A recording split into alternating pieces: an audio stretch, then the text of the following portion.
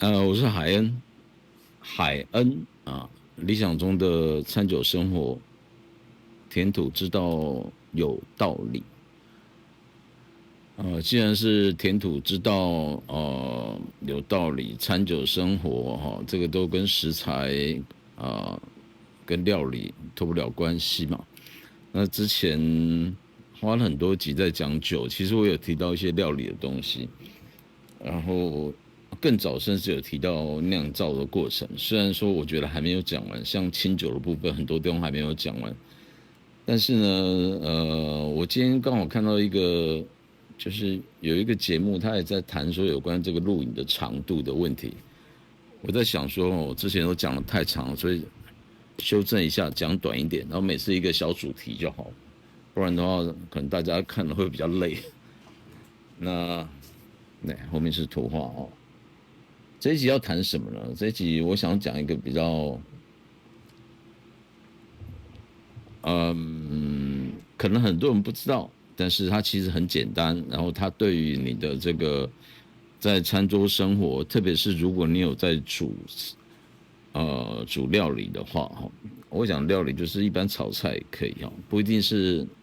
主妇，不一定是主夫哈，都可以。什么东西呢？就是我之前谈过有关于葡萄酒、关于清酒的酿造哈。葡萄酒酿造简单，因为葡萄本身就有糖嘛。那清酒酿造比较麻烦，它就会有那些你要先把这个米里面的这个淀粉要转化成为糖，所以它需要一个两种菌，一个是曲菌，然后来的作用，先把这个糖分转化成为先把淀粉转化成为糖分，然后接下来有糖了之后，它的立足点才能跟葡萄酒一样，都需要有酵母菌来做酒精的发酵。呃，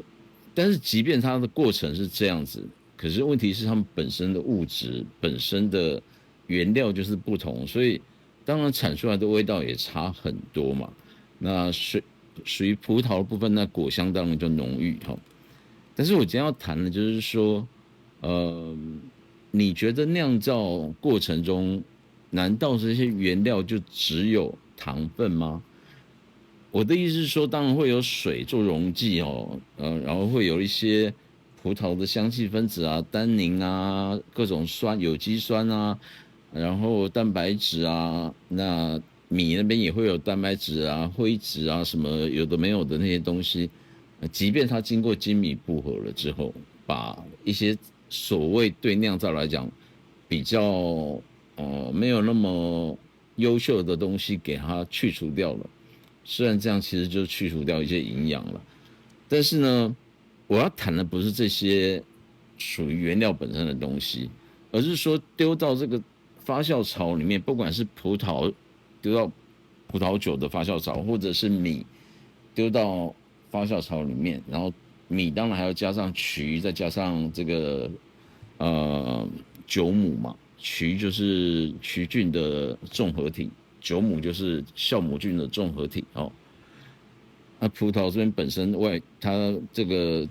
葡萄皮外面自身就含有酵母菌哦，也是在地的酵母菌。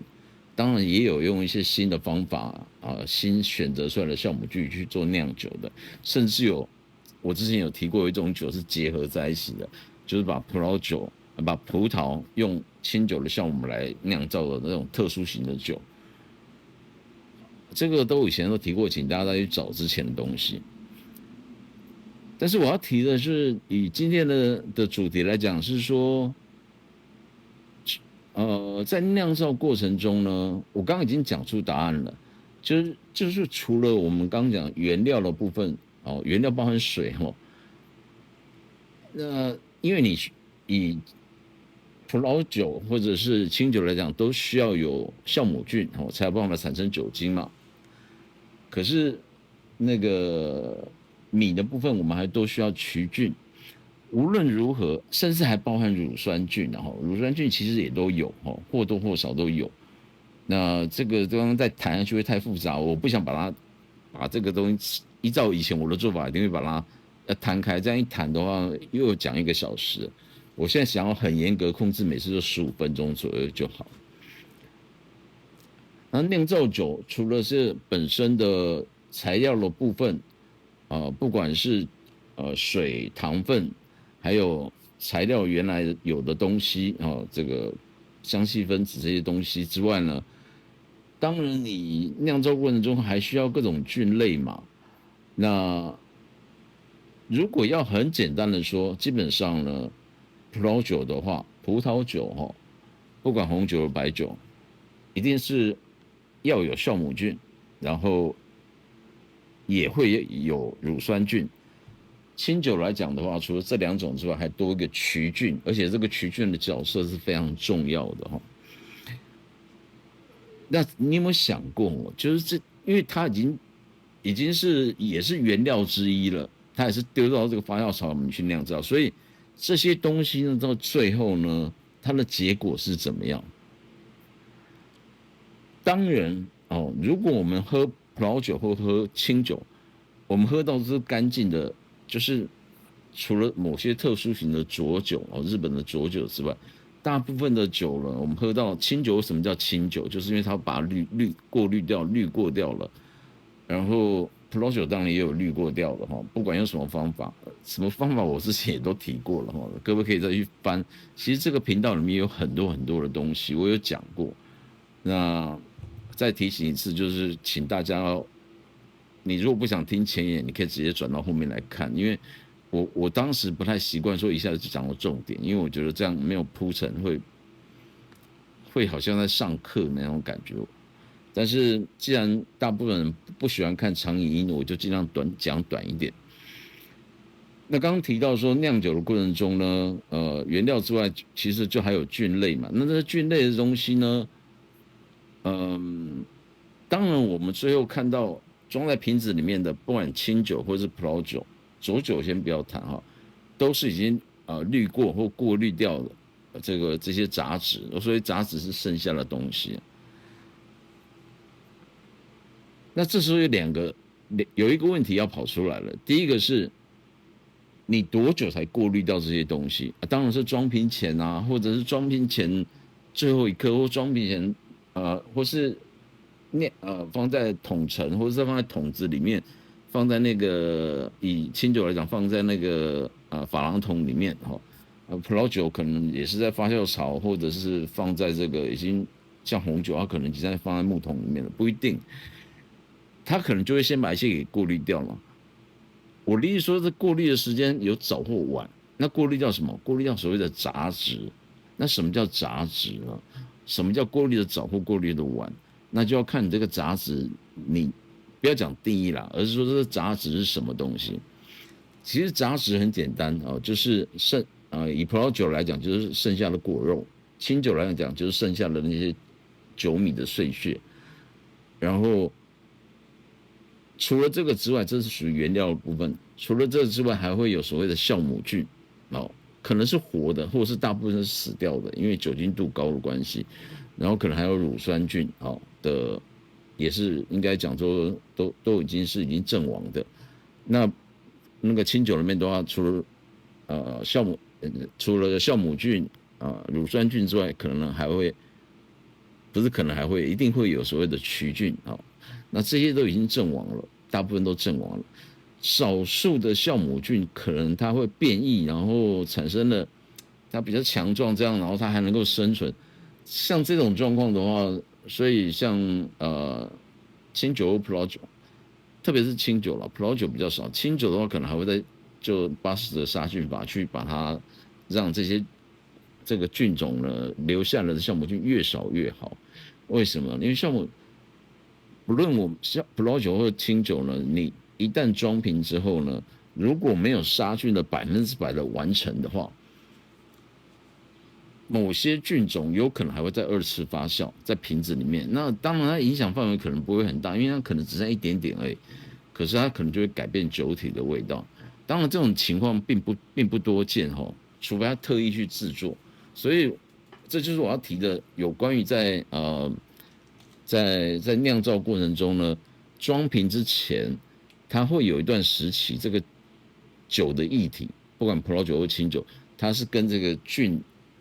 的 remain 就是尸体嘛其实是都混合在一起的。不过讲也不用讲的这么难听啊，就是说这些菌呢，基本上它就是主要都是由蛋白质所组成的。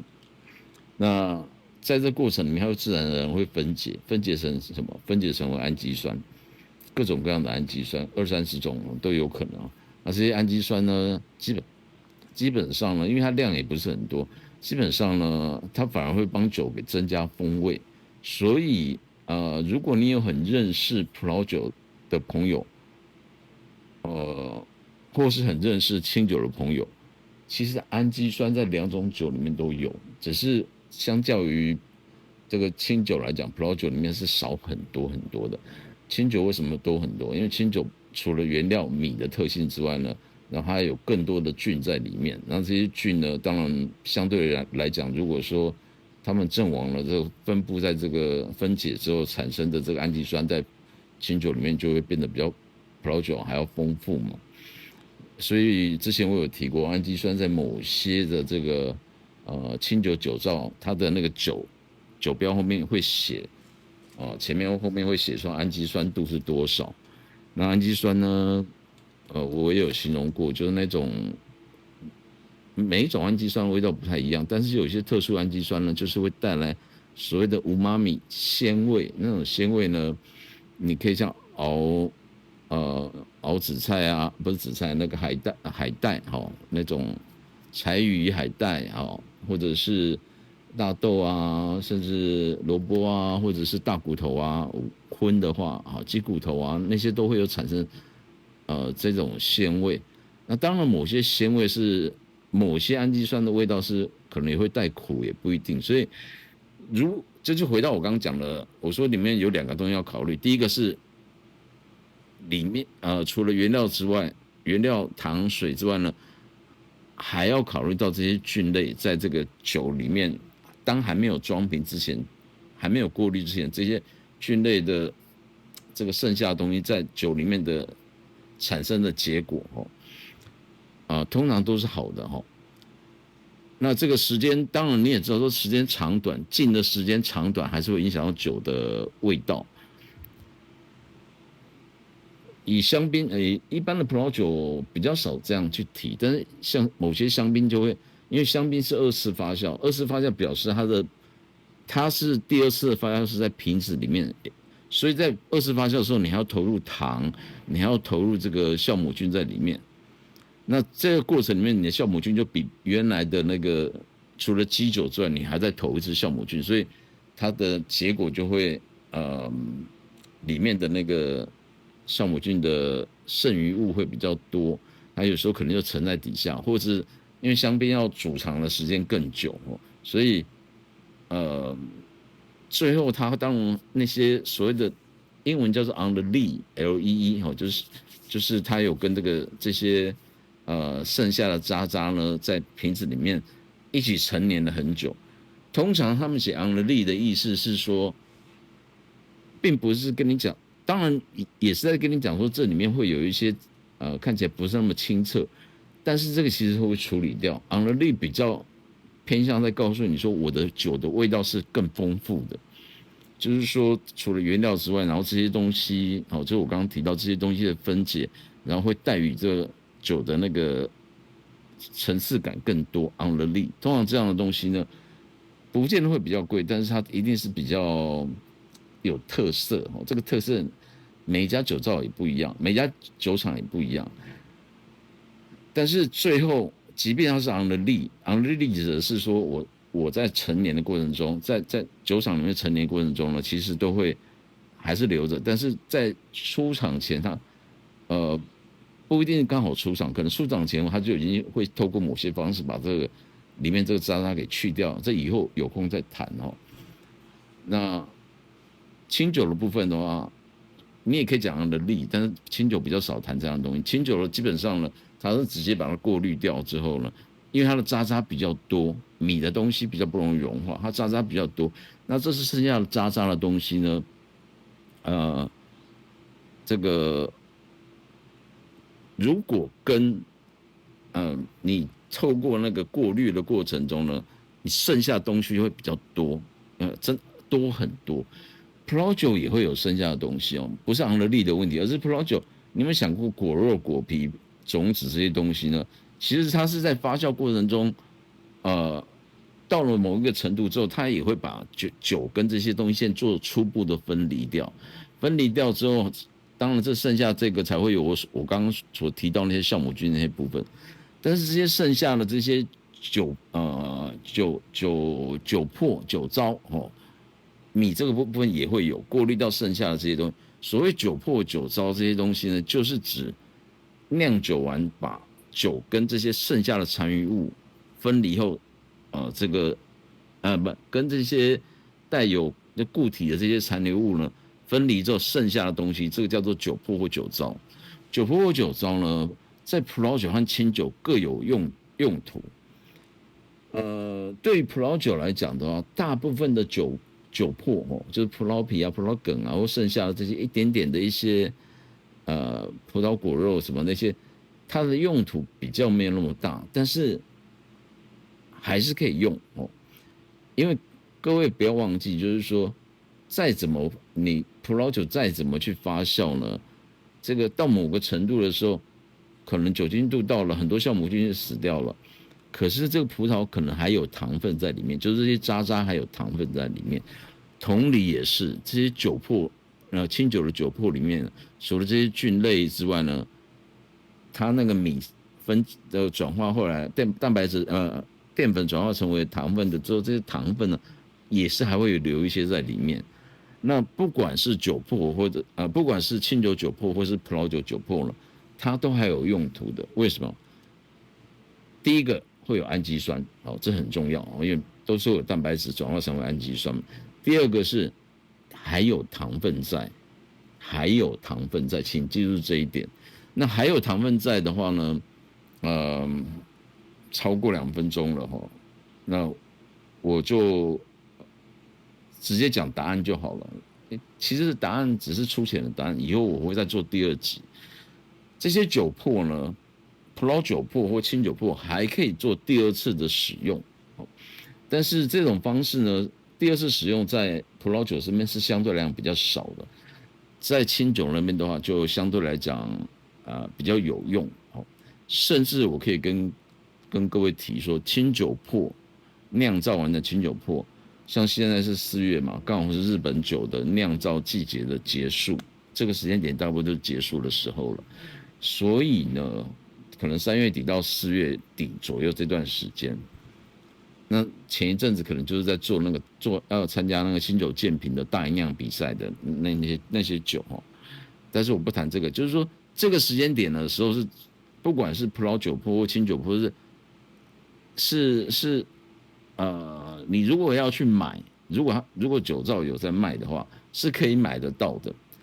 特别是清酒粕。清酒粕的部分呢比较复杂，我讲过了，因为米的东西剩下的东西比较多，所以它加上还有其他的菌类在里面，所以它那个一包呢，它还有很多种分法，这以后我再讲。葡萄酒粕呢就比较单纯，就是剩下葡萄酒的渣滓，然后再加上一些糖分。那这些东西基本上呢，我没有听过有葡萄酒庄把这种葡萄酒粕卖出去给人家的。但是清酒粕我有听过卖出去的。事实上，我自己之前在经营一个团体的时候，我曾经有请日本酒造呢，在当年结束之后，寄这个清酒粕过来，然后在台湾贩卖。台湾早期现在微风超市还在吗？我不晓得台北这个超市有些比较高档的超市，特别是日系的，可能会有清酒粕。如果有的话，大概就这个时间点。当然那个是可以放的，但是我并不建议放太久，因为那个绝对没有杀菌，那个是一个或者是简单杀菌而已，那个是算是一个活物，就是你即便再怎么冷藏它，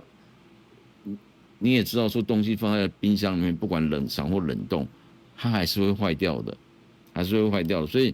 尽量买新鲜的为主。那个葡萄酒粕大概买不到了，虽然它有特殊的做法可以操作，下一集再讲。清酒粕的部分的话，一般买得到，而且买得到的话，在日本啊，在台湾就比较困难。但是如果你买到的话呢，它有别的用途，那别的用途呢，不见得是要专业的这种酿造师、酿造人或是这个杜氏他们才会使用。它有一个很特殊的地方，那这个部分呢，我先卖个关子啊，葡萄酒粕和清酒粕的部分，第二集下一集的时候我再来讲，然后这一段就讲20分钟就好，希望这样有比较让大家压力比较不会那么大哦，就是每次看这影片都一定要看到50分钟，20分钟就好了。我是海恩哈，我理想中的餐酒生活，填土之道有道理，酒粕是这一集的主题，拜拜。